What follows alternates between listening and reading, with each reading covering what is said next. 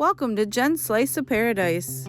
This vlog will take you on our adventures as we travel, try to live with 6 crazy kids and a big old dog, try to enjoy our time as family as the children continue to grow while enjoying our friends and living life with celiac disease, learning what it takes to be gluten-free and still being able to live, love, and laugh, all on a budget.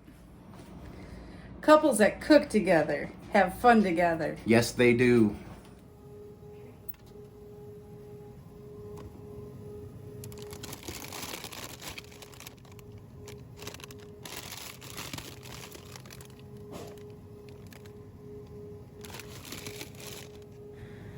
When you want a meatball meal, it's really difficult because you have to think most meatballs that they sell in the store have wheat. There are a few brands of gluten-free meatballs.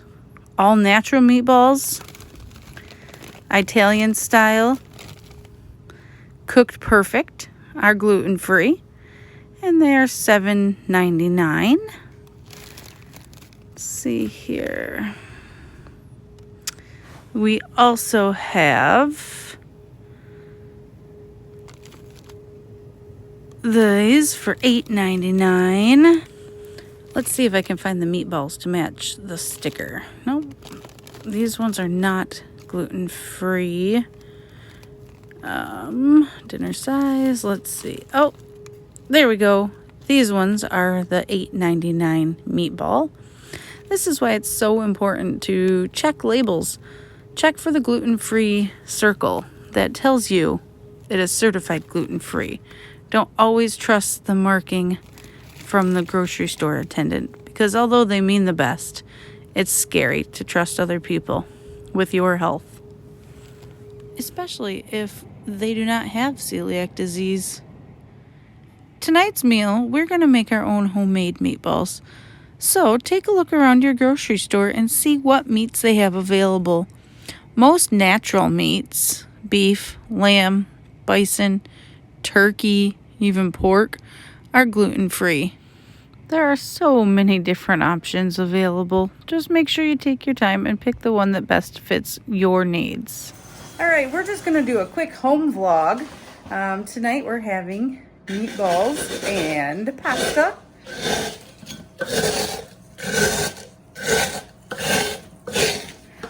My husband is currently crushing up the rice checks. This is a part of the binder that goes into the meatballs that we'll be making. Normally you would use crackers or other binding agents that have wheat in them. When we were at the store, there were 2 different kinds of rice checks, so we went with the Kroger brand.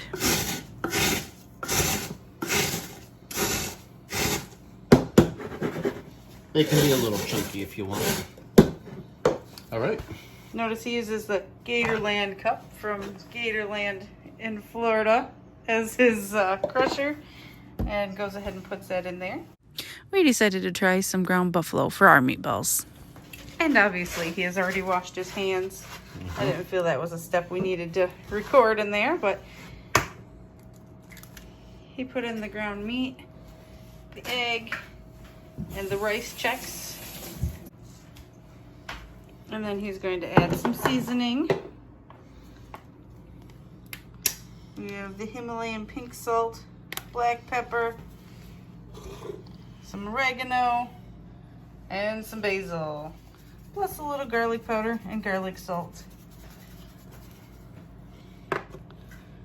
When he makes meatloaf, it's never a teaspoon of this or a tablespoon of that. It's just a sprinkle.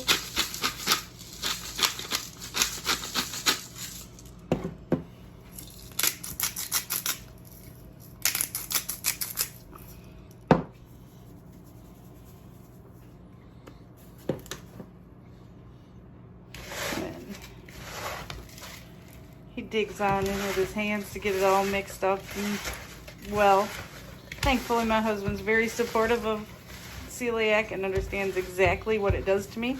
So he's willing to go through the steps to make sure I stay safe and healthy. And for that, I say thank you, honey. It's not a problem, my love. And again, stressing to your viewers at home, my hands have been washed, just so you know. I'm not a fan of wearing gloves in the kitchen, and I think it's cool. Those of you that do. I like to get in there just with my clean hands. And one big meatball. Oh, wait, no. No. Not at all. Now we're going to make some small meatballs. And we're going to put them in the pan on the oven, kind of brown them on a few sides, and then we will finish them off in the oven at 375. And while the meatballs are cooking, we have a little while they're in the oven, so I'm going to go ahead and make up a fruit salad for the kids.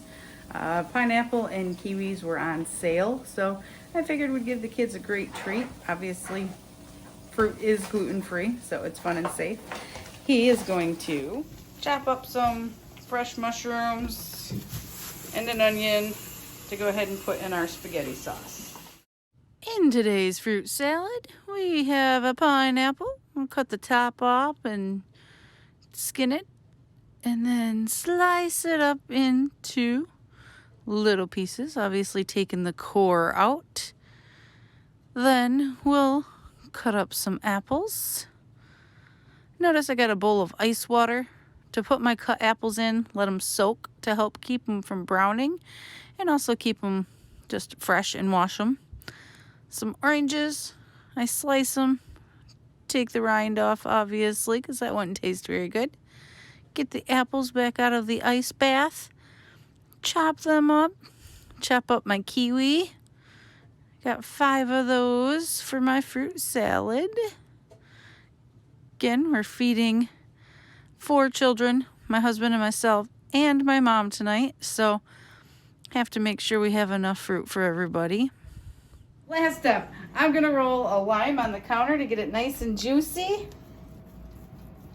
Just kind of break up the insides a little bit. I'm then gonna cut it in half and squeeze it on top of the apples to help keep them from browning a little bit, but also to put that delicious flavor throughout the fruit salad. And then we'll mix her up and our fruit salad is done. So for our spaghetti sauce, we doctor it up a little bit. We buy a Kroger marinara meat sauce. We have fresh mushrooms and onions. And then he added a can of diced tomato, no salt added. They do say gluten-free on the can, but I guess I don't know. I've never looked at other cans to see if they're all gluten-free. And a can of traditional, oh, he puts the can away. Just a can of traditional pasta sauce. Add some of our own seasonings, some basil, and some oregano, and some garlic, just to make it taste a little bit better than the store-bought, but it's still affordable for a family meal. All right, so when we do gluten-free pasta, obviously my noodles are gluten-free. 4 grains: white rice, brown rice, corn, and quinoa. And my husband is sure to put them in the back, always the smaller pan. Same location, same pan, that way we kind of get used to and always know. And that helps with the kids if they're getting their own pasta. They know which pan is mine and which pan to avoid. My spoon is on this side. The rest of the family gets the noodles in the big pan in the front. Their spoon goes on the other side. It's a great trick for those of us that have only one person in the household with celiac. So the meatballs have come out of the oven and they look really amazing. I can't wait to try them. And my husband has also made a cookie sheet with bread and garlic butter. Obviously, I cannot eat that, so I have my own dedicated toaster, and I'm working on my own toast. I'll add my own garlic bread. Mine doesn't go in the oven like the rest of them, but I have, let me see, Ruddy's Gluten Free Bakery Homestyle Gluten Free Bread. I like it. It's found in the freezer section at my local grocery store, and it's a pretty good brand.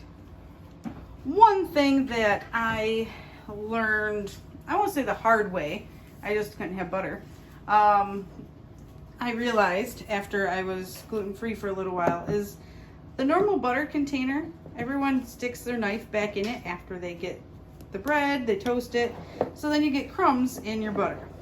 So now I keep all my butter in just a glass container. Actually, I think this is a Pampered Chef container. I keep my butter in there. You can see I have a decent amount. I'll take a fresh stick, put that in there, and then when my toast is done, I use my fresh butter. Oh, speaking of toast is done, I use this butter here, and I'm gonna add a little bit of garlic. I don't put it in another butter dish because I don't want the kids to accidentally goof up. And I feel it's my responsibility to make sure that my food is safe. Obviously, we teach our kids the importance of not utilizing ingredients that are for me. When they get their own dishes, we constantly remind them not to use the wrong spoon, not to butter bread over top of a pasta dish, all of the other things that you might think of. One trick that we also use, my husband always drains my noodles first and puts them back in my pan. And then he'll get his noodles when they're done. He'll get his noodles when they're done. That way we know the drainer has not been contaminated either. And I am on a couple gluten-free Facebook sites. And on there I hear different people say that you have to have a 100% gluten-free kitchen, throw away all your old utensils, throw away your old pots and pans, throw away your dishes. I'm not judging, but I'm telling you right now, with our house, with 6 kids, we have 4 at home still. We are very busy on a constant basis, in and out. I honestly don't feel that we could afford to feed 6 kids gluten-free all the time when they don't have the gluten allergy. Also, there's skepticism on whether or not you can obtain an intolerance by not eating it. So as long as they continue to be healthy, we're going to continue feeding them gluten. We are just very careful. We make sure that when we're cooking, we do everything safely for everybody involved. And that includes safe butter, separate toaster, draining my noodles first, making the meatballs completely gluten-free because that's the main dish of the meal. Here's my dinner: fruit salad, garlic toast with a little oregano, and gluten-free pasta, sauce, and gluten-free meatballs. So delicious. And I just want to show you a side-by-side. Notice they're not touching. When you look at the noodles, you can definitely tell the noodles with gluten tend to have a little yellow. They're not quite as puffy as mine. Mine tend to come out a little more, I don't know, white almost, a little fluffier. But I've had my husband, who can have gluten, test both of them, and he says they taste pretty similar. So if you didn't know they were gluten-free, pretty good chance you could eat the whole bowl and still not know they're gluten-free. Anyway, I'll catch you later. If you haven't done so already, click like and subscribe to get the notification when I post my next video. I'll try to keep you informed on how to eat gluten-free. If you have any questions, please message me. I'll do my best to include your questions in a future vlog. Good night.